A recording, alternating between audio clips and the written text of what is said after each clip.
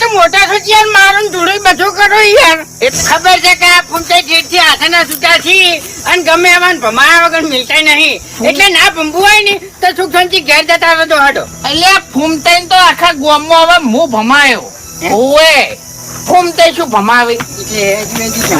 હેજી veggie ને તમારા લીધે મારો માછે રોટલા ખાધા વગર મારા ઘેરથી જોશે. એ તો હું મારા ઘેર ખવડાવી દે ખૂબ દાડો. હા, તમને ખવડાવી દે ને એને ખવડાવી દે. તું તારા ઘેર ધરાઈ નહીં ખાઈ કેતો અને મહેમાન ને શું ખવાડી લે?